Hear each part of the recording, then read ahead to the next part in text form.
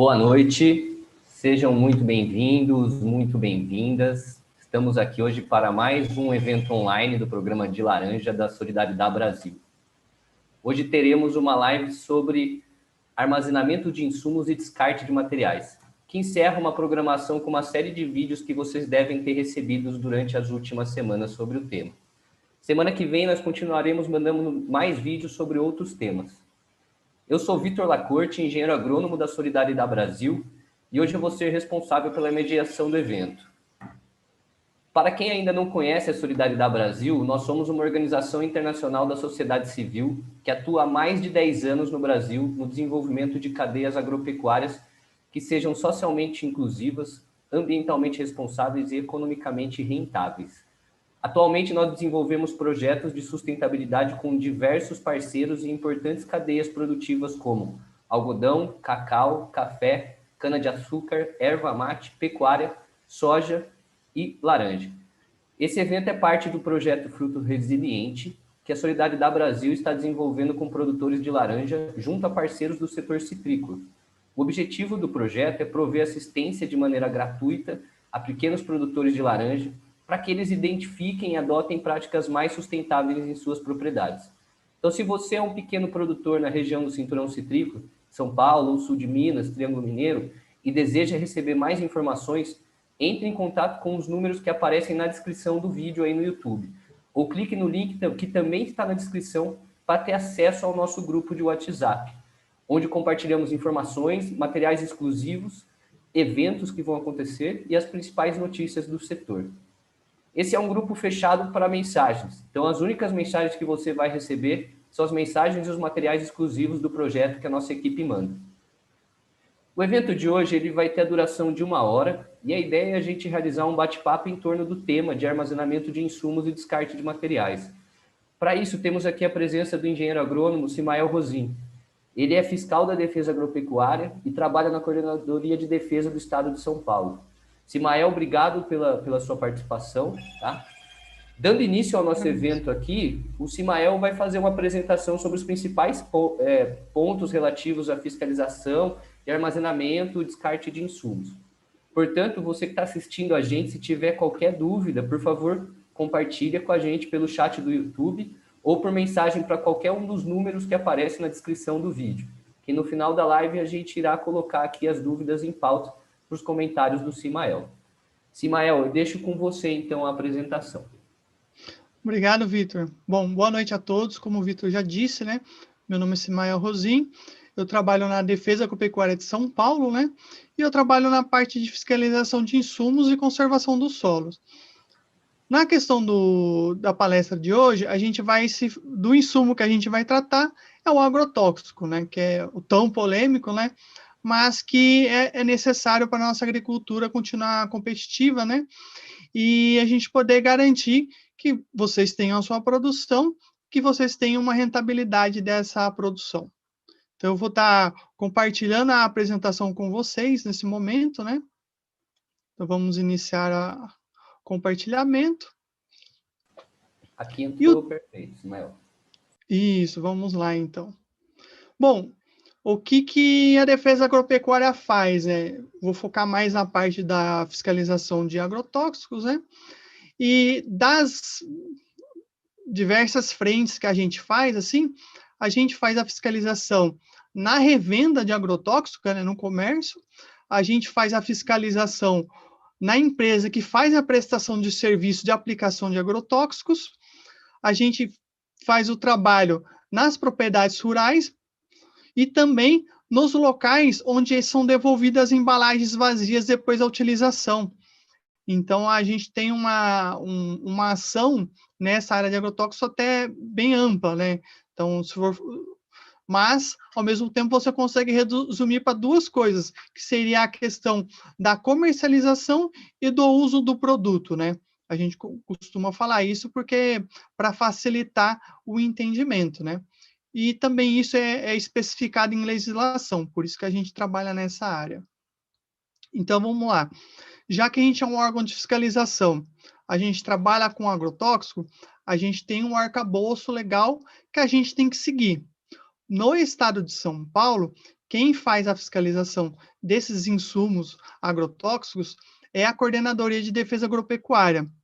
No Paraná, é a agência, né, a ADAPAR, que faz esse trabalho, e em Minas Gerais, que são os estados vizinhos, né, é o Instituto Mineiro de Agropecuária, que são órgãos que têm a mesma finalidade. A gente segue a legislação federal, que é a 7.802 de 1989, e o seu decreto que regulamenta, que é o 4.074 de 2002. Se vocês tiverem alguma dúvida em relação ao que pode fazer com agrotóxico e que não pode, o que a gente segue basicamente está aí. Então, assim, seguindo as orientações que estão na lei, está trabalhando certinho, então dificilmente vocês vão ter algum problema sobre os trâmites, né? A gente tem a legislação estadual até um pouco antiga, né? Que é a 44038 de 99, que ela disciplina as questões de organização na fiscalização no Estado. Então, essa é uma coisa mais de uso nosso do que o próprio produtor rural precisa se preocupar com isso. A gente tem a instrução normativa do MAPA, número 2, para quem trabalha com aviação agrícola, né? A gente tem as portarias internas da CDA, se for necessário alguma pergunta a gente pode abordar, mas no momento, como elas não tratam de armazenamento, então eu não vou focar nelas. E por último lá, eu coloquei ali como do lado da lei, mas na verdade é uma norma, né? Ela não tem força legal, né? Que é a ABNT 9843, parte 3, que ela teve uma atualização em 2009, né? Que ela trata especificamente do armazenamento em propriedade rural. Então, esse é um documento interessante de quem é produtor rural, de ter esse material. Não sei se posso falar infelizmente, mas ele é um material pago, ele não é gratuito, mas não é um valor tão absurdo assim, é um valor acessível, né? Só que aí tem que comprar online, tem as formas de ser feitas. Mas a gente vai trabalhar muito do trabalho de hoje em cima disso, né? Vamos lá. O que seria uma propriedade rural, né? Aqui, basicamente, só para introduzir, é uma foto aérea do IAC em Campinas, né? Essa área de pivô ali que está em destaque, né? Mas quando a gente vai fiscalizar, a gente vai ver a propriedade rural e a gente vai na localidade onde é utilizado o produto. Então, o que eu tentei deixar em destaque aí são diferentes talhões que você tem na sua propriedade, né? Então, quando a gente pega uma receita, alguma coisa, a gente vai verificar a área que você vai utilizar o produto, em qual cultura que você está com, para qual cultura, né, você comprou o produto para utilizar. Então, muito provavelmente, a gente vai no talhão que você designou para o produto, para conferir se a cultura está sendo utilizada, se o produto é recomendado para aquela cultura mesmo, e se está, por exemplo, o produto está sendo utilizado no período adequado, né? Então, essas coisas a gente verifica quando vai fazer a fiscalização. Então, o trabalho nosso vai ser na propriedade rural. Vamos ter isso em mente. O que a gente vai olhar durante a nossa fiscalização, no nosso trabalho? Basicamente, a gente vai abordar a questão da receita agronômica e as notas fiscais de compra desses produtos. A gente vai verificar o armazenamento, né, o depósito de agrotóxicos que vocês têm na propriedade rural. A gente vai verificar se tem embalagem vazia, se ela foi tríplice lavada, e se tem as embalagens no local, ou se não tiver, se tem os comprovantes da devolução dessas embalagens. A gente vai verificar também a questão dos equipamentos de proteção individual, e a gente vai também ficar atento com a regulagem dos equipamentos, que às vezes é um ponto que muitas vezes a gente encontra situações não agradáveis, né? Mas a gente é obrigado a olhar, porque apesar de não ter uma regra na legislação sobre isso, né? Mas são pontos que a gente pode evitar uma contaminação, a gente pode evitar um desperdício do produto, ou usar o produto de forma inadequada, né? Então, a regulagem de equipamento é importante. Então, vamos começar com o primeiro ponto, que é a receita agronômica, né? Por lei, né, você não pode estar indo a um comércio, né, sem ter previamente uma receita agronômica, né, que vai estar indicando qual é vamos colocar assim, qual é o problema que você tem na sua propriedade. Ah, é um herbicida que você vai precisar? Ah, eu tô com cigarrinha tô com problema de mosca branca, eu tô com percevejo. Então, ela que vai te dar o parâmetro e também vai ter escrito qual o produto comercial que tem que ser adquirido no comércio para começar o controle do que for ter que ser controlado lá. Quando a gente fala de receita, ela tem que estar na propriedade no momento da aplicação, né? Mesmo que você, né, se você caso more na cidade, não more na propriedade rural, mas pelo menos no momento da aplicação você tem que estar com a receita em mãos, né? Quando você for utilizar, porque ela tem as recomendações de uso e tem outras orientações também. Então é sempre importante estar com ela no momento da aplicação. Uma coisa que a gente também verifica é se a receita está sendo seguida, porque o que pode acontecer às vezes é ou utilizar o produto a mais ou utilizar o produto a menos, não fazer a mistura da forma adequada, aí você pode ter uma perda agronômica, né? Você usando o produto sem seguir o que foi orientado, você pode estar ocasionando outros problemas, além de uma possível intoxicação, você pode estar utilizando um produto de forma errada, você pode estar favorecendo a resistência de uma praga ou de uma erva daninha que seja. Então, é sempre importante ler e seguir as orientações que constam em rótulo e bula do produto e o que está escrito, principalmente está escrito na receita. E uma coisa que isso está, infelizmente, engessado na legislação é que toda a receita agronômica ela já é direcionada para uma propriedade em específico. Então, mesmo que você tenha um produto e ele que também tem a cultura em outra propriedade sua, você não vai poder utilizar o mesmo produto, porque vamos fazer um paralelo com a saúde, né? Ainda mais essa questão que a gente vive de pandemia é o seguinte: um medicamento que o médico ele recomenda é a dosagem para uma pessoa específica, de acordo com as condições daquela pessoa. Então, às vezes, ele me receita um medicamento que para mim é 10 miligramas, mas para outra pessoa é 20 miligramas. Para a receita, fazendo um paralelo, é mais ou menos isso. Cada propriedade é uma pessoa e cada condição é especial para cada caso.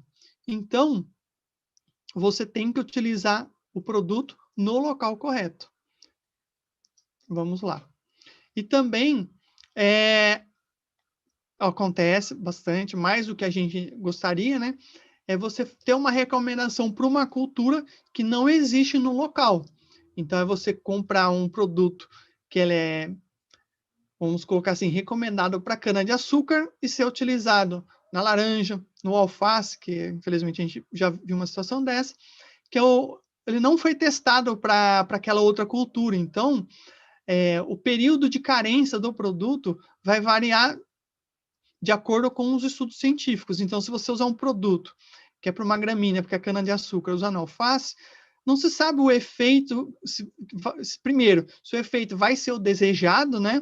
E outra, você não sabe quanto tempo aquele produto vai ficar no alface, se isso, às vezes, eu teria que esperar mais tempo o produto se degradar do que como ele é feito na cana-de-açúcar. Então, não é porque a gente é implicante, é porque, de fato, não tem uma constatação científica para você estar utilizando um produto numa cultura diversa. Isso pode dar muito problema.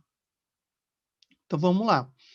E também a questão de aplicar o produto com equipamento diferente, isso é mais complicado se você utilizar um produto que é terrestre, aéreo, terrestre. Isso dá diferença na tecnologia de aplicação. Então, a gente não recomenda que seja feito isso, né? Ou mesmo a forma que ele é utilizado numa aplicação costal ou numa aplicação com um pulverizador autopropelido, também tem diferença da forma de fazer a cauda, né? Então, a gente sempre evita, se já está recomendação para costal, para tratorizado, para propelido ou para aérea, você tem que seguir ela, não pode estar sendo alterado isso. Aqui tem alguns exemplos de receita agronômica, a gente tem que tirar algumas informações que identifiquem propriedade, então tem umas marcaçõezinhas aí. É o seguinte, o que a gente vai olhar? A gente vai olhar a quantidade que tem que ser comprada, se o produto, a marca comercial está correta, se eles colocaram as orientações de fazer a leitura do rótulo e bula, isso tem que constar na receita agronômica, tem que constar orientações de como está fazendo a aplicação, né? E tem que ter pelo menos algumas informações que tem o mínimo de informação já está escrito na legislação, no artigo 60, eu não vou falar o artigo porque eu não vou lembrar de cabeça, mas tem uma recomendação do que deve constar na receita agronômica, e isso tem que estar constando nessa receita. O Estado de São Paulo, ele não possui um padrão de receita agronômica, então a gente não tem um modelo pré-determinado que todo mundo tem que fazer naquele mesmo layout. A única coisa que é exigida é que as informações que tem no decreto federal sejam cumpridas. E isso é o nome do produto comercial, quem vai estar aplicando, qual é a propriedade, quem é o profissional que está assinando, tem que ter o registro dele no CREA, né? No caso, não só no CREA, tem outros conselhos também que podem estar fazendo receituário agronômico, né? A quantidade do produto a ser adquirido, a dosagem, volume de caldo e, estava esquecendo, né? Qual é o alvo biológico, né? Se isso é uma erva daninha, se isso é um inseticida. Isso, de falar de primeiro, né? Você não tinha por que estar comprando o produto, né? A motivação é isso, né? Para que indicação que é ele, né? No caso aqui, a receita é uma brincadeira da direita, né? Que está escrito pelo de cobra lá, né? Mas, assim, pode ser um nome científico, pode ser o nome mais comum, isso não é o problema. Mas tem que ter para quem que vai ser o alvo da compra daquele produto. Então, a gente verifica isso, se o receituário agronômico está preenchido corretamente. No caso dessa receita que eu falei para controle de pelo de cobra, a pessoa não fez o preenchimento da área, né? Qual a área que vai ser que está ocorrendo o problema, né? Ele também não colocou a dosagem, né? Lógico, isso foi proposital, né? Mas assim, não foi colocado, mas o que acontece é que às vezes quando a gente vai verificar isso em propriedade, isso também não está preenchido. E isso cabe uma autuação, porque assim, está fazendo um preenchimento de forma errada. Então, é bom ficar atento e quando você pegar uma receita em mãos, verificar se ela está devidamente preenchida, porque assim, antes de você utilizar o produto, o engenheiro agrônomo pode refazer a receita agronômica sem problema algum. Ele pode mexer isso não é um problema. O que não pode é estar preenchido de forma equivocada, né? Então, isso é uma coisa que fica atento e para que isso não aconteça, né? Então, vamos Ismael, lá. só aproveitando um comentário seu aí, então no caso, vamos supor, o produtor perdeu a receita ou na correria acabou pegando o produto, não acabou pegando a receita, ele pode entrar em contato de novo com a revenda, etc., e pedir uma receita agronômica. Ele não precisa pegar na hora, né? Ele pode pedir no caso assim, ele pode pedir uma outra via, né, pro engenheiro agrônomo, né? Porque assim, a priori, né, quem que tem que ficar com que nem você comentou, né? Geralmente a receita agronômica fica com o produtor rural, uma cópia com a revenda e uma com o agrônomo emissor. Então, caso tenha essa extravia, essa questão de perder uma receita, você pelo menos tem que ter uma cópia dela em sua posse. No mínimo isso, né? E, se possível, é uma coisa, a gente orienta, não é obrigação legal, mas que essa receita, se possível, tiver um campo para você vincular a nota fiscal de compra, isso te dá mais segurança, né? Porque quando a gente for verificar, e fala, não, essa receita é baseada na compra número tal, que está na receita tal. Eu conseguindo comparar essas informações, tá tranquilo. O problema é quando você perde o controle, né? Aí fica difícil se explicar. Então, aí a gente dá oportunidade para quem não conseguiu explicar o porquê que as coisas estão naquele jeito, de você estar se explicando. Então, não é... Só se for uma coisa grave, assim, acontece a autuação direto. Mas se for uma coisa que dá para ser remediada, geralmente a gente faz uma notificação para a pessoa apresentar as informações inicialmente, né? Então, deixa a pessoa se explicar e vai tomando as providências. Agora, se vê que foi alguma coisa que foi feita de forma errada mesmo, aí possivelmente, né, cai no auto de infração. Mas se for uma coisa que dá para ser sanada e consegue ser explicada, geralmente dá a oportunidade de a pessoa se explicar primeiro, né? Então, vamos andar. Que o ponto mais polêmico de hoje, acho que vai vir mais perguntas, é em relação ao armazenamento. A gente recebe bastante indagações sobre isso. O armazenamento de agrotóxicos em propriedades rurais, ele teve uma alteração, né, que ele é exclusivo, né, para armazenamento dos produtos agrotóxicos e afins, os equipamentos de aplicação, seus acessórios e as embalagens vazias. A gente tinha uma situação na BNT, anteriormente, que não poderia estar sendo colocado os equipamentos junto, era somente os agrotóxicos e afins e as embalagens vazias. Ponto final. Agora não. Você pode também colocar os equipamentos de aplicação e os acessórios. O que é isso?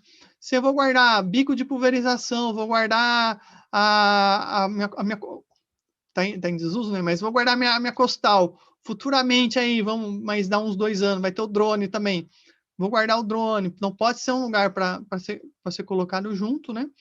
Se eu uso um óleo mineral para auxiliar na aplicação, o óleo mineral pode estar junto, porque o óleo mineral ele se enquadra como afins, né? Então, os aditivos, surfactantes que você for utilizar para melhorar a sua aplicação, pode estar sendo armazenado junto. Posso guardar adubo junto? Não, não pode guardar junto. Posso guardar foliar junto? Não pode guardar adubo foliar junto. É exclusivo para agrotóxicos e afins e os equipamentos e acessórios para a aplicação e as embalagens vazias. Qualquer outra coisa que esteja junto, não pode. Porque a ideia disso é que, como a gente está trabalhando com produto químico, muitos deles são inflamáveis, e também tem a questão do risco do produto de intoxicação, é que seja somente esses produtos. EPI, não guarde junto com os agrotóxicos. Apesar de ser um equipamento de aplicação, vamos partir da lógica da segurança. Você vai guardar um produto, você está guardando um produto agrotóxico. Ele tem um risco de intoxicação, tanto que, como vocês já conhecem, eles têm a classificação deles do vermelho até o azul e até o verde, né? Desculpa. E aí, tem até o branco. Isso é assunto para uma palestra inteira, somente, né? Mas, assim, de acordo com a classificação toxicológica, ele é mais perigoso para o ser humano ou menos perigoso para o ser humano e para o meio ambiente. Então, EPI é uma coisa que você vai utilizar como roupa, usar no seu corpo, não guarde junto, guarde em outro local, né? Que é a sua segurança, então, é a sua saúde. Então, deixe em outro lugar, não deixe junto com os produtos lá. E a norma que rege a questão do armazenamento, que eu comentei lá no começo, é a BNT-NBR 9843, parte 3. Se vocês tiverem a oportunidade de estar lendo essa norma, ela vai falar dos aspectos que a gente vai estar comentando. Tem um pouco mais de detalhe, porém ela não prevê todas as situações. Mas o que acontece? Quando um fiscal da CDA vai na propriedade, a gente vai verificar o armazenamento. Se existir uma inconformidade, a gente vai orientar, a gente vai entregar uma notificação e vai orientar, precisa consertar isso, precisa arrumar aquilo, precisa botar uma tela, precisa melhorar a ventilação. Então, vai ser levantado os pontos que estão em desacordo. E a partir desses pontos em desacordo, vocês fazem o ajuste necessário e numa oportunidade futura de uma nova fiscalização, e verificar se foi feito as devidas correções. Se for algo simples, é dado 15 dias, uma semana, dependendo do que for. Agora, se eu vou precisar fazer uma questão de alvenaria, que isso demora um tempo, é dado um prazo maior. Então, tem esse bom senso entre entre vocês e o fiscal lá, que chega num acordo em relação a fazer a adequação, né? Porque o importante é que vocês tenham um local seguro para guardar o produto que não põe em risco a segurança, tanto das pessoas quanto dos animais, né? É importante, né? Então vamos para o próximo assunto. A norma técnica lá, eu tive a oportunidade tive a curiosidade, né, de dar uma fuçada no site da própria BNT e, bom, eu vou falar preço, não sei se vai ter que cortar depois, mas enfim. O preço dela é R$ 36,25. Não é um preço absurdo, é uma norma que você tem uma revisão dela num período longo de tempo, né? Não é a última revisão foi em 2013, né? Então você tem 6 anos aí, então dilui esse 36 em 6 anos, né? Então é algo acessível, né? Então, se às vezes um produtor rural sozinho não consegue adquirir, pode pela cooperativa, pela associação, pelo sindicato rural, pelas entidades, né, que estão ali, né? Ou uma vaquinha entre vários produtores rurais também não é um problema, né? Então é uma coisa simples de ser adquirida, né? E que pode evitar vários problemas. Às vezes eu desconheço como que ela funciona, não sei como fazer o armazenamento, mas ela tem as orientações lá e é o que a gente verifica em campo quando o fiscal de defesa vai na propriedade rural.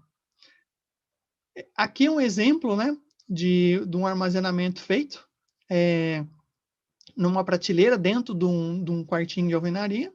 Você verifica que na parte de cima você tem produtos sólidos, que é uma orientação que tem na norma, né? E os líquidos embaixo. Qual que é a lógica disso? Se eu coloco o líquido em cima, vase, e tenho sólido embaixo, eu vou estar perdendo tanto o produto que derramou quanto o produto de baixo. Então, o que a orientação é?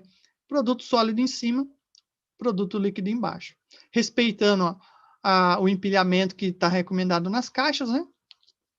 E se possível, uma orientação também é que seja identificado e classificado, né? Se é inseticida, se é herbicida, se é fungicida, nematicida, o que seja, né? Que isso esteja bem organizado, não seja misturado, produto que está sem usar e produto já usado. Então, que tenha um mínimo de organização. Então, essa é uma situação que a gente encontra. Mas, na realidade, aquele era o mundo ideal. A situação que a gente encontra, lógico, isso é um caso extremo, né? Mas a pessoa fazia o serviço temporário, né? Produção de tomate. E aí ela tinha a casinha que ela residia. Aí tem o fogão, tem a cama que a pessoa dorme, tem as caixinhas com as coisas lá, tal. Beleza, o problema não é nem essa parte. O problema é quando você vira para o outro lado.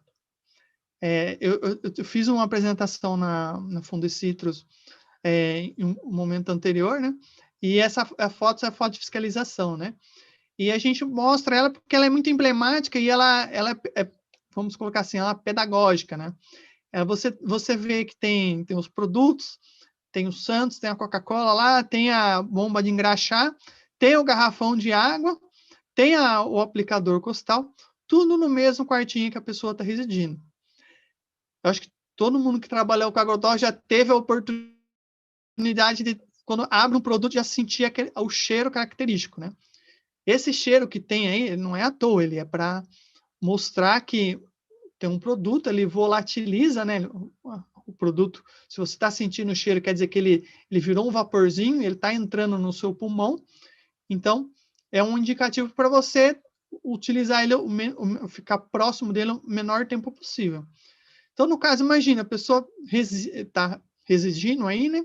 No mesmo local com um produto. Esse produto está volatilizando, a pessoa está a noite inteira respirando esse produto, né? Então, isso, de forma alguma, isso é correto, né? Então, aí, no caso, teve autuação e tudo mais, né? E outra, tem que tirar esse produto aí. Eu não sei, a gente falou garrafinha de Coca lá. Eu nem sei se aquilo lá é Coca-Cola mesmo, porque ou se aquilo lá não é um produto agrotóxico que está dentro daquela garrafa lá.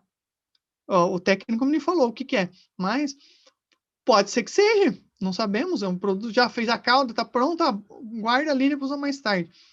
Então, primeiro que aquela, não sabemos ali, mas também não vamos julgar. Mas pode uma situação que a gente encontra, né? Então, situações extremas que nem essa são esporádicas, né? Mas são muito emblemáticas, porque assim, acontece, tem foto aí, dá para ver, né? Então, quando a gente vai no local e faz a vistoria, é para evitar situações que nem essa, né? Que botam em risco a saúde do aplicador. Outra coisa que a gente vai verificar, se o depósito ele está devidamente trancado, para impedir a entrada de crianças, entrar animais curiosos e outras pessoas não autorizadas, né? Aí o grau de que vai ser isso, desde que não facilite o acesso, não tem problema. Essa foto também é didática, mas eu vou entrar no detalhe depois. A questão do depósito, que a gente às vezes encontra muito problema e muita resistência em relação a isso, é que assim, como você está armazenando um produto perigoso, você tem que tá avisando para quem vai adentrar aquele cômodo sobre o que tem lá. Então, a norma obriga, né, a você ter uma plaquinha dizendo pelo menos cuidado veneno, ou cuidado produto tóxico, ou cuidado agrotóxico, né? A forma pode variar um pouquinho, mas tem que ter esse aviso, ele tem que estar antes de você entrar no depósito. Eu sei que vai sair perguntas disso, mas quando vir a gente vai conversar sobre elas e a gente vai explicando. O que é emblemático nessa porta, né? O que a gente vai falar lá? A porta é de madeira. A gente não pode ter porta de madeira na parte do armazenamento de agrotóxico, né? O material recomendado é um material que não propague chamas, né? Então, nesse caso aí, vai ter que trocar essa porta. Não tem outra situação. Vai ter que ser tirada essa porta, porque a ideia é que mesmo se pegue fogo, derrame produto, é que fique para dentro do depósito, né? Que a gente evite uma situação, pegou fogo, pega fogo na porta também, vai vir todo o gás para fora. Então, evitar a propagação de chamas, esse que é o ponto principal. Então, se possível, essa pessoa, no caso aqui, eu não tinha uma foto de propriedade rural, eu tive que pegar uma foto de revenda, né, para estar mostrando. No caso, tanto a porta do galpão maior é de metálica, também tem questão de segurança também, né? E a porta do estabelecimento ali, no caso, é numa revenda também, né?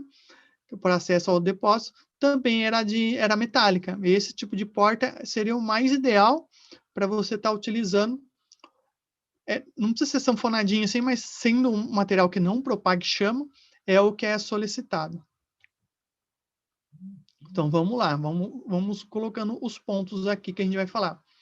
A questão da altura do depósito, né, que é uma coisa que não tem um limite de quanto tem que ser para cima, né, mas que o produto nunca pode encostar nesse teto, ele tem que ter uma distância, na norma fala, tem que ter pelo menos 1 metro da altura máxima do teto, né, não pode encostar, tem que ter uma ventilação nesse local.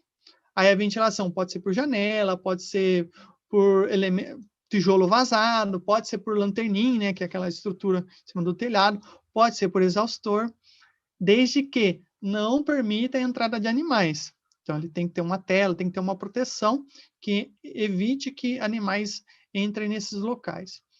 E também você pode estar utilizando lâmpada fria. A gente evita, né? Evita que não recomenda utilizar lâmpada incandescente, apesar que é difícil de achar, né? Por causa do risco de ter gás volatilizado, lâmpada está com uma contato lá, sei lá, store queima, dá uma faísca, pode dar problema. Então, evitar essa coisa, vamos utilizar lâmpadas que não sejam incandescentes. A ventilação do armazenamento, ela tem que ser pro lado externo, sempre pro lado externo, e a gente tem que evitar. Propriedade rural não é um problema, mas não vou jogar essa para um galinheiro ou jogar para casa, nada. Tem que ser sempre para uma área externa para não ter a intoxicação.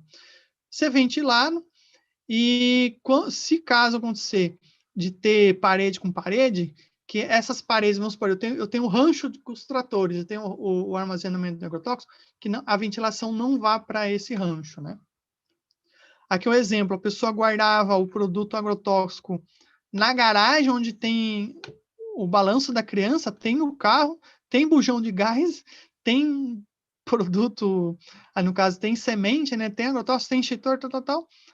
Tá errado, primeiro que tá, pelo menos a ventilação tá ok, e a altura, mas tá totalmente equivocado, porque assim, a criança da pessoa pode ir lá manipular o produto ali, pode estar pegando o produto. Então, a gente fiscaliza para não ter situações como essa, né?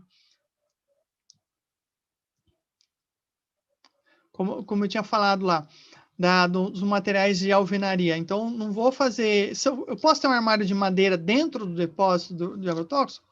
Posso, não há problema nenhum em relação a isso. Posso ter pallet, posso ter outras coisas, papelão dentro do depósito?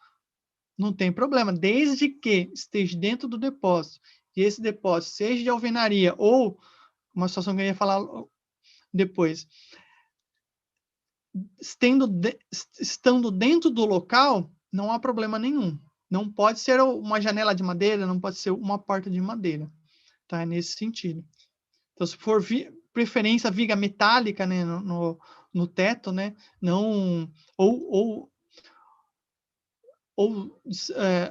vai ser metálica, não vai ter outro jeito, né? Se tiver outro jeito, eu não consigo pensar agora, mas se tiver outra forma que não propague chama, pode ser utilizada também, para não acontecer incêndio. Esse, no caso, foi incêndio de um comércio, né? Da Bayer. Aí você tem uma situação que nem essa. Então, deu produto inflamado. Tem faísca?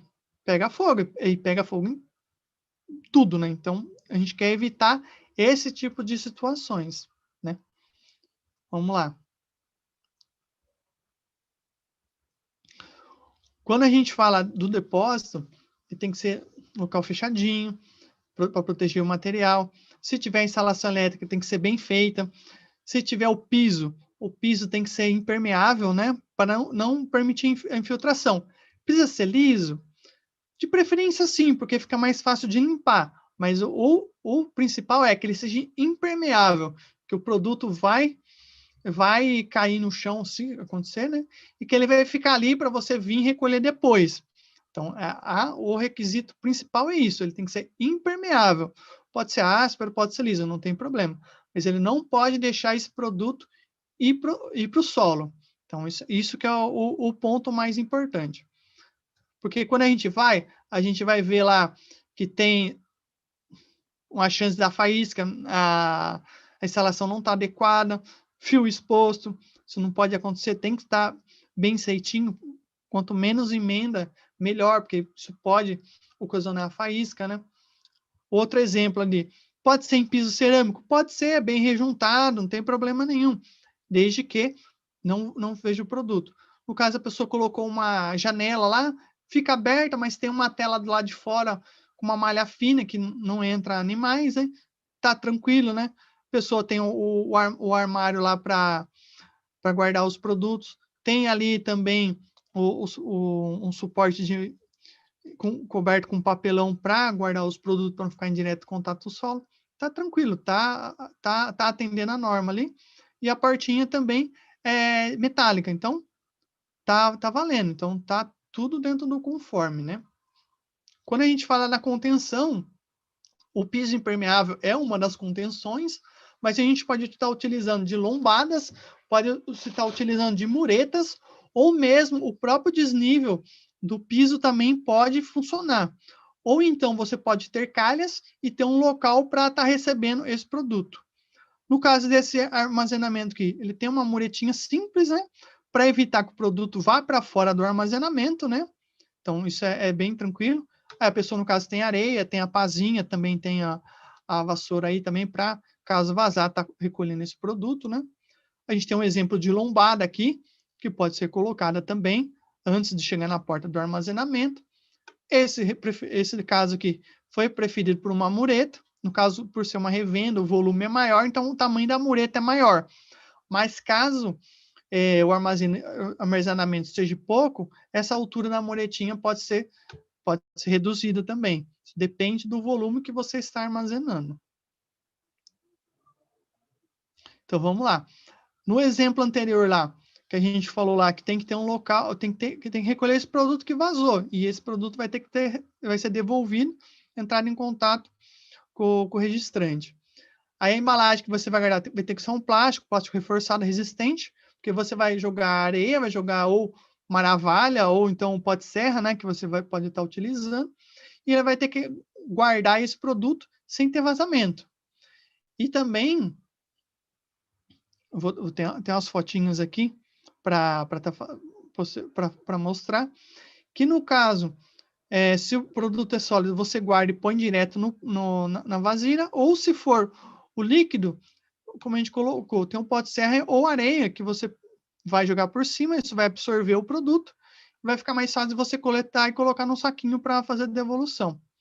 E esse tem que ser guardado bonitinho, pode ser guardado junto com os produtos para ser devolvido dentro do armazenamento de agrotóxico, isso não tem problema, só precisa ter uma identificação que é um produto que vazou lá, e se possível por a data também que foi feita, que aconteceu o problema. E aí tem orientações? Oi?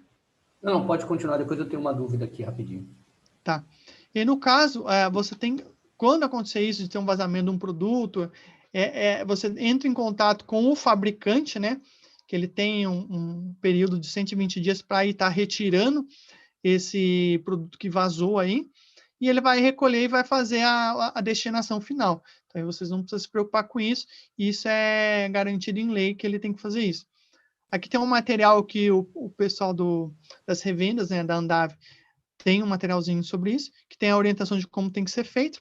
Uma coisa que eu esqueci de falar é que a pá que faz o recolhimento, ela não pode ser metálica, para não produzir faísca. Então, às vezes, na foto dá a entender que é uma pá metálica, mas ela não deve ser metálica, porque no atrito com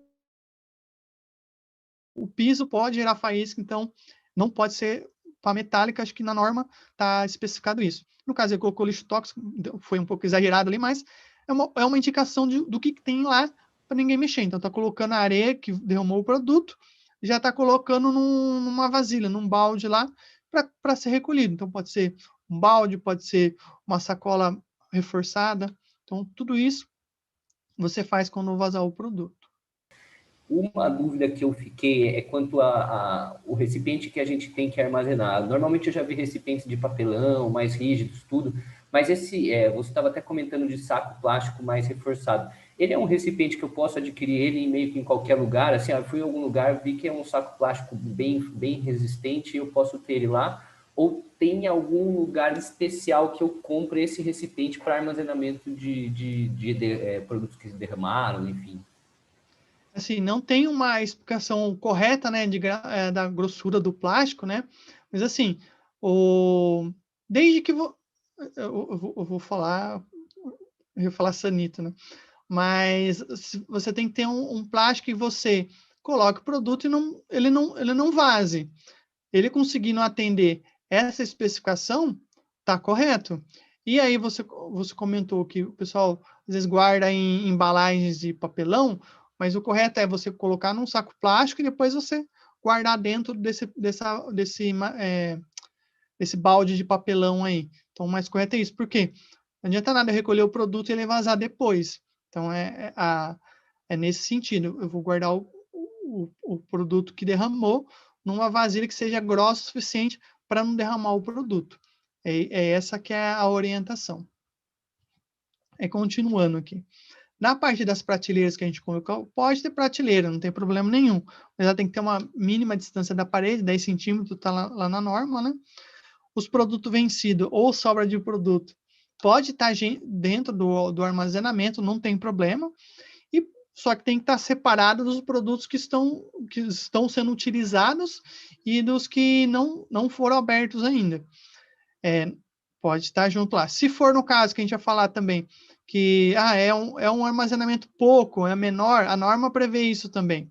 Então, no caso, pode ser no mesmo local, só muda a prateleira onde que ele tá colocado. Não tem problema nenhum. E também embalagem vazia já lavada, você pode estar guardando no armazenamento até você levar no posto ou na central para devolver a embalagem vazia. Pode ficar dentro do armazenamento, não tem problema. A questão de pouco volume, né? Então, que acho que a realidade de muita gente é previsto, né, o armazenamento de pouco volume, até 100 litros ou até 100 quilos. Pode ser utilizado no armário. Esse armário, ele tem que ser metálico, né, um material que não propague chama. Pode ser uma alvenaria também? Pode, desde que a porta desse armário seja metálica, né? Não tem problema. Ele vai ser a mesma coisa, vai seguir a lógica do quartinho. Tem que ser excluído para agrotóxicos e seus acessórios, tem que ser possível ter ser trancado, vai ter que botar uma plaquinha na frente também. Não vai poder ser dentro de uma residência, nem onde tem animais, né? Pode ser dentro de um galpão? Pode, desde que seja um galpão bem ventilado. Se é um galpão fechado, eu desaconselho que seja feito dentro, porque ele vai vazar do armário, vai vazar para o galpão fechado. Então, a nossa ideia aqui é evitar danos à saúde de quem vai estar utilizando esse produto, aí joga fora a ideia, né? Então, a preocupação tem que ser num lugar bem ventilado, se for dentro de um rancho ou uma outra instalação. E também evitar, vai funcionar que nem da forma do quartinho, só que pro armário menorzinho. O pessoal do Sul, pensando numa situação disso, uma empresa desenvolveu esses armáriozinhos, né, como exemplo de como poderia ser feito.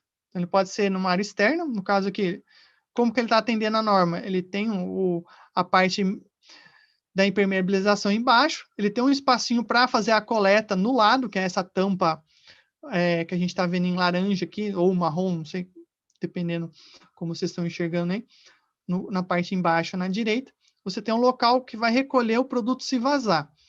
Você tem um armarinho, que ele é fechadinho, tem os furos para fazer a ventilação desse produto, não tem acesso animal, pode ser trancado, tem a cobertura, não está encostando no teto, né? Então, atende o que está solicitado. Ah, precisa ser num lugar ao ar livre assim?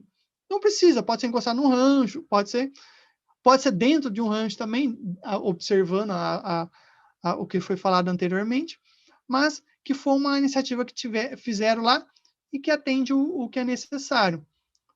Tá, os materiais na parte mais inferior. Agora, com a tampa aberta ali, vocês vão ver que é um localzinho que pode receber o produto que foi feito de alvenaria, né, para ser recolhido depois.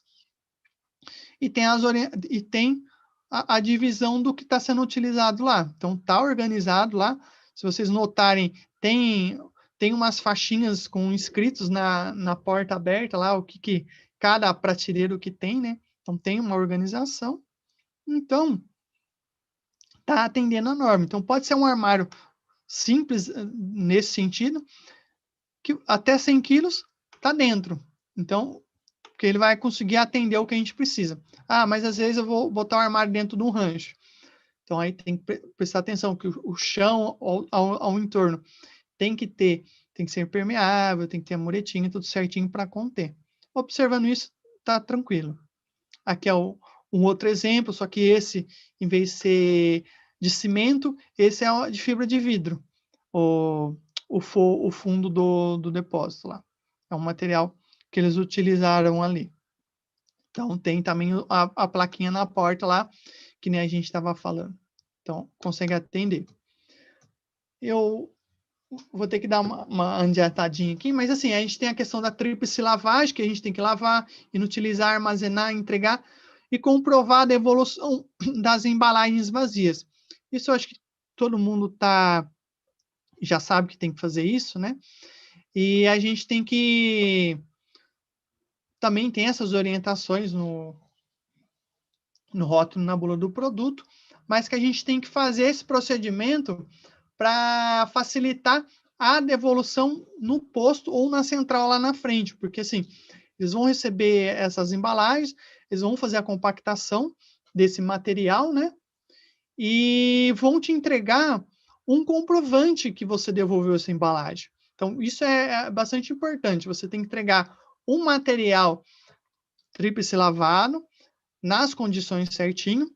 Uma coisa que muita gente deixa de fazer, mas que é necessário fazer, é o seguinte: se você compra um produto de caixa fechada, aquela embalagem, num plástico, ou então num papelão, esse papelão deve ser entregue também. Porque, assim, ele pode estar contendo... Às vezes a gente não vê, a gente não sente o cheiro, mas é um material que teve um contato com o produto, se não ser que não vazou, mas que de fábrica ele tem um contato com o produto que está no ar. Então, tem que ser devolvido também. Apesar de ser um material bom, um material reforçado, tem que ser devolvido junto com as embalagens, quando for o caso. Então, tem que devolver também. O comprovante é importante para mostrar um exemplo de comprovante aqui, que foi devolvido as embalagens. Se acontecer de você entregar um produto que era para ser lavado e não foi lavado, você entra no quadrinho amarelo ali, por exemplo. Então, quando eu for, ou no caso, um fiscal for lá em um posto central, o que eles vão? Eles vão direto ver quem não devolveu a embalagem certo. Ou seja, não fez a tríplice lavagem, entregou com restos, coisas assim. Eles vão fiscalizar para ver o que está acontecendo e por que isso está acontecendo. Então, é importante devolver correto, tríplice lavado, primeiro, para não perder produto, né? Porque se ficar um restinho lá, você está perdendo produto, né? E para você também contribuir com o meio ambiente também, porque assim, ó, você lavou lá o produto, utilizou aquele produto na sua propriedade, você devolveu a embalagem lavada, seca, certinho, você vai evitar a sua contaminação da pessoa do posto, né, e contaminação do meio ambiente. Então, é importante esse ponto, devolver corretamente as embalagens, né? Para não acontecer situações que nem essa, que você vai no local, o cara põe a escova de dente na embalagem que era para ter sido devolvida.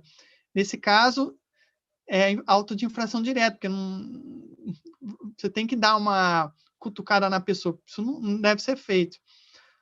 O pessoal usa na usina para guardar parafuso, chave, essas coisas.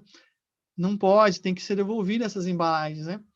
Outro exemplo aqui, às vezes guarda gasolina, guarda óleo, guarda as coisas. Não, tem que devolver essas embalagens. Não pode ficar acumulando embalagem na propriedade. Deu um volume bom, leva no posto ou leva na central. Ou então, às vezes não tem, às vezes não é no seu município. Entre em contato com as associações, o sindicato, com as cooperativas, dá para combinar com o posto de fazer as coletas itinerantes, né? Então, aí nesse dia que o pessoal da coleta for lá, aí você bota tudo isso na carreta e leva lá, devolve de uma vez só, para não deixar acumular, assim aí fica mais difícil de embalar. Fora a dengue também, que é outro problema, mas não vem ao caso. Mas é importante devolver a embalagem vazia. Não deixar esparramada pela propriedade rural as embalagens, porque pode contaminar animal, está contaminando o solo, a gente nem entrou nessa questão, mas é um problema, né, a parte da contaminação. Então, vamos fazer a nossa parte, desculpa, e vamos devolver as embalagens vazias bonitinho e vamos levar no posto. Isso não é no Brasil, mas porque a gente não conseguiu achar uma situação dessa, mas que tem esse descaso, né? Lavei, tá tudo certo, joga em qualquer lugar, aí o vento bate e joga no rio. Isso dá uma multa ambiental lascada, não quero nem pensar no que aconteceu com essa pessoa aí. Mas para evitar situações que nem essa, porque você não tá bebendo essa água, mas o gado do vizinho tá, a abelhinha que você tá tirando mel, tá pegando essa água, então isso tá voltando para você. Então, vamos evitar situações como essas, né? Opa, apertei um botão errado aqui. Foi para o final da apresentação. Desculpa. A gente tem a parte do equipamento de proteção, que é os EPIs, né? Que a gente tem que falar que esse é um ponto bastante importante. O EPI tem que ser usado completo. O EPI, ele é um caso você contrate uma pessoa, o patrão tem que fornecer esse documento ou esse equipamento e tem que exigir que tenha a ser utilizado. E tem que ter sempre fornecendo o equipamento em boas condições. A orientação de utilizar o EPI está na receita agronômica, né? O que acontece muitas vezes? o empregador é responsável por entregar o EPI e entregar que sempre tem em condições. Da sua parte, quem está usando o EPI, no caso o funcionário, se você entregou, ele tem que usar.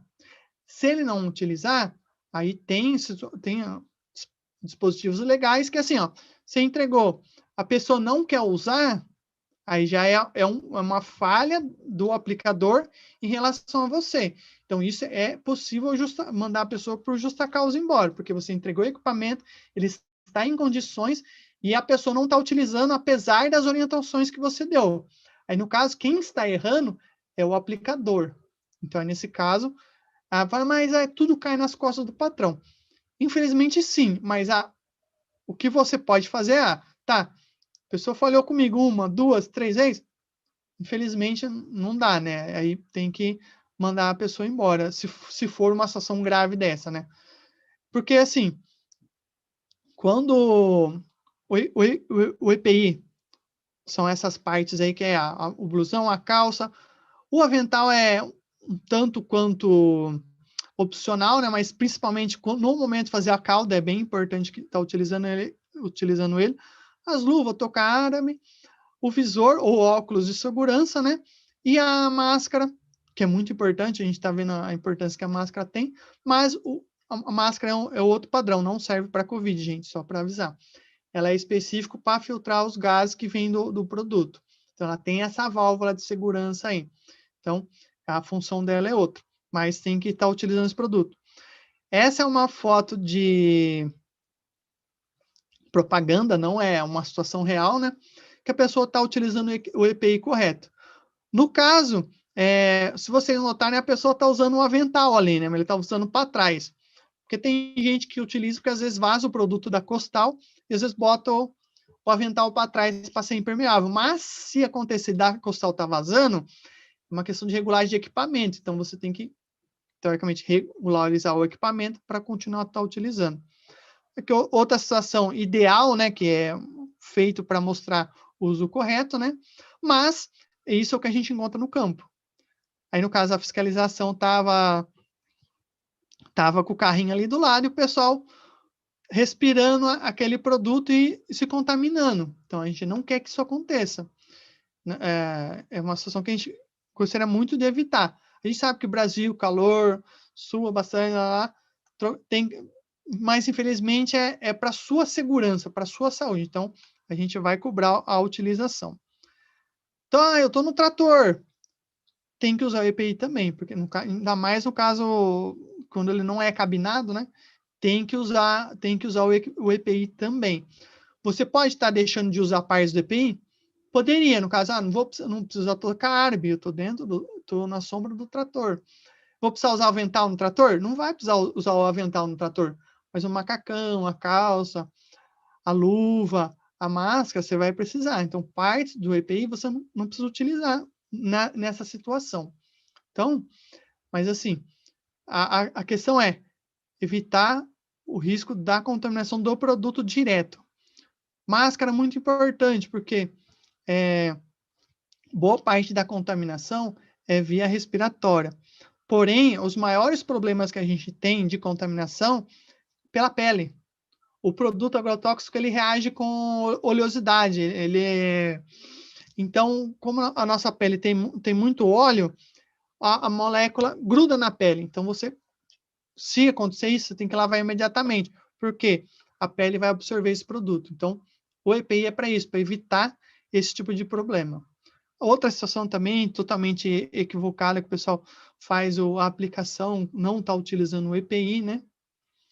E, por último, a gente tem a parte da regulagem dos equipamentos, que vocês conhecem, tem que ver isso, eu tive que fazer uns ajustes aqui para não mostrar marca comercial, mas assim, você tem os bicos, você tem os filtros, você tem um manômetro que vai medir a pressão da aplicação, você tem o pulverizador costal, né? Então, são pontos que você tem que observar para fazer uma aplicação adequada. Porque se um equipamento desse não estiver funcionando de forma adequada, você vai estar ocasionando um problema, que pode ser você ou não está utilizando o produto na quantidade correta, ou você está desperdiçando o produto jogando a mais do que o necessário. Então, esse é um ponto muito importante. Muita gente, o problema que a gente mais pega é a questão do manômetro, né? Que é o medidor de pressão ali, que é a válvula que você vê aí na imagem. É importante, porque se você não trabalha com a pressão adequada, você vai, primeiro, você vai estar desperdiçando seu dinheiro, desperdiçando combustível, porque você vai estar fazendo uma operação errada, você pode estar tendo que refazer essa operação, porque você não tomou esse cuidado, né? Então, no caso lá, a pressão tá mais do que precisa. Você tá jogando um produto mais rápido do que você precisa. Então, você vai usar mais produto. O que acontece? Você vai gastar mais com agrotóxico, porque dinheiro não cai em árvore, o produto não é barato. Então, você vai estar perdendo dinheiro, você vai estar aumentando o seu custo da produção. Então, às vezes a gente pensa, não, beleza, tá bom a pressão. Não, vê certinho, porque assim, o dinheiro hoje está contadinho. Então, esse é um ponto importante que você tem que estar vendo. Outra coisa que não é que é deixada de lado, é a questão dos bicos, né? Os bicos, eles têm uma vida útil. Dos equipamentos que a gente tem, é o que gasta mais rápido, né? Então, você tem que verificar. Se ele começou a abrir assim, já não está fazendo leque ou o cone, a forma que seja lá, ele já saiu da especificação da aplicação. Então, você vai estar você está gastando mais produto do que precisa.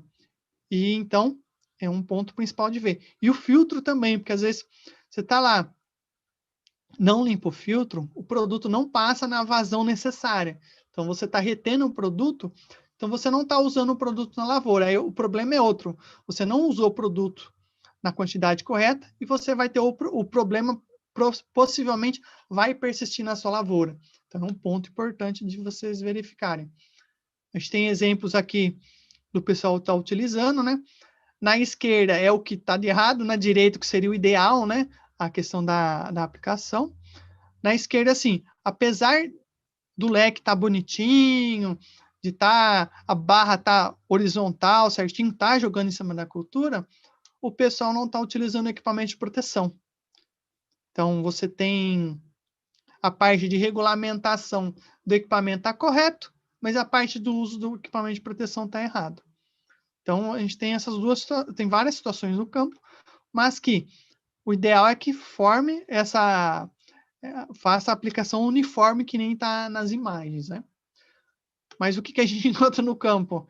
É vazando o produto, porque faz a pressão, está vazando pela válvula, né?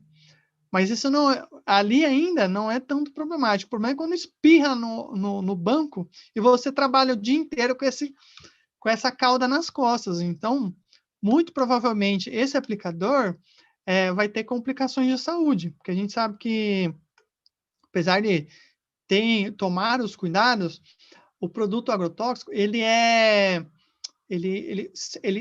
existe para... Ele é um biocida, ele acaba com alguma coisa, ou com uma erva daninha, ou com um inseto, ou com um fungo, ou com uma bactéria. Ele tem um efeito biocida, vamos colocar dessa forma. Então, ele é feito para matar alguma coisa. E a gente, o ser humano, como um organismo vivo, está sujeito a algumas complicações disso. Então, nesse caso, todo cuidado é pouco, evitar situações que nem essa. No caso, assim, você entrou em contato com o produto, para a operação, se lava, troca o EPI, é importante trocar o EPI, porque assim, ele tem uma resistência ao produto, mas ele não é impermeável. Tem um material que ele repele a água, né? Mas numa situação dessa, ele não vai resolver. Então, é importante regular o equipamento, evitar que ele espirre no operador.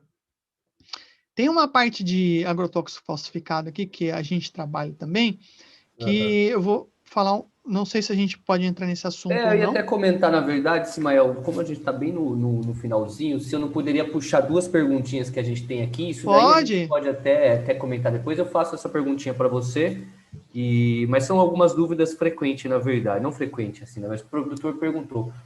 São duas delas referentes à devolução de produtos, né? Uma, se ele precisa da nota de compra do defensivo para você devolver uma embalagem de agrotóxico. E a outra é, se o cara perdeu o comprovante da devolução, o que ele faz? Não é igual uma receita agronômica, né? Tá. Pode fazer. Beleza, vamos lá. Para a primeira situação, para fazer a devolução, você não precisa mostrar no posto a nota fiscal de compra. O que você tem que fazer é levar os produtos que você já utilizou, né? Porque às vezes numa mesma nota você tem vários produtos. Não é um problema isso. Você pode, vamos supor, eu tenho várias lavouras lá na minha propriedade, diferentes. Vou usar produtos diferentes. Você pode ter, vou dar um exemplo, você pode ter 3, 4 receitários agronômicos e só uma nota de compra de produto. Porque você tem diversos problemas acontecendo ao mesmo tempo. Então, você pode ter 4 receitas e uma nota fiscal de compra. Não tem problema. Conforme você for utilizando o produto, você faz a devolução. Então, você devolve aqueles que estão vazios. Não é necessário apresentar a nota fiscal de compra no momento da devolução da embalagem. Não é necessário. Perfeito. Sobre a segunda situação, o comprovante, por legislação, você tem que guardar ele por 1 ano da data da devolução no postinho. Se passou desse 1 ano, mesmo que você perca, você pode ficar tranquilo, você não tem essa obrigação legal. Agora, se o período for antes desse tempo, é interessante entrar em contato com o posto que você fez a devolução e solicitar uma cópia do documento, do comprovante de devolução. Nessa situação, você pode estar fazendo isso, não é um problema. Só precisa justificar, eu perdi a minha notinha, eu preciso dela, porque não passou 1 ano do vencimento.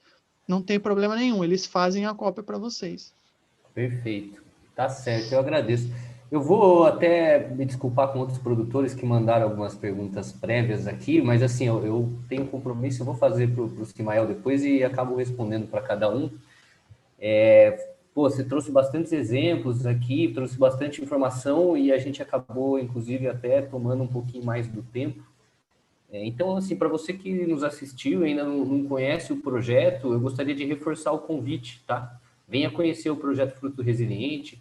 Então, entre em contato com a gente, marque uma visita. Você pode ligar para os números que estão aí na descrição do vídeo, ou pode entrar também pelo link da descrição do vídeo no nosso grupo de WhatsApp, tá?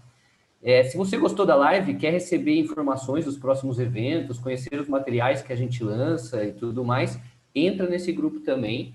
Esse vídeo ele vai ficar disponível aqui no YouTube e na nossa página do projeto. Então, se você quiser rever ele ou quiser compartilhar, fica à vontade. Será um prazer para a gente, tá? E, produtor, fique de olho também na divulgação dos nossos próximos eventos. Simael, mais uma vez, muito obrigado. Até desculpa de estar encerrando a live, assim, a gente teria acho que mais muito para conversar, mas fica aqui o convite, a gente vai marcar uma outra para trazer outros assuntos interessantes para o produtor, tá? Fica aqui meu agradecimento em nome dos parceiros do Projeto Fruto Resiliente e de toda a equipe da Solidariedade. Eu também não podia deixar de citar aqui meu agradecimento especial à equipe de comunicação da Solidariedade, que faz tudo acontecer aqui, que permite que a gente possa estar fazendo essas lives, o Luiz e a Mariana Leite, por todo o suporte e dedicação de vocês. Meu muito obrigado também para você que assistiu a gente e até a próxima.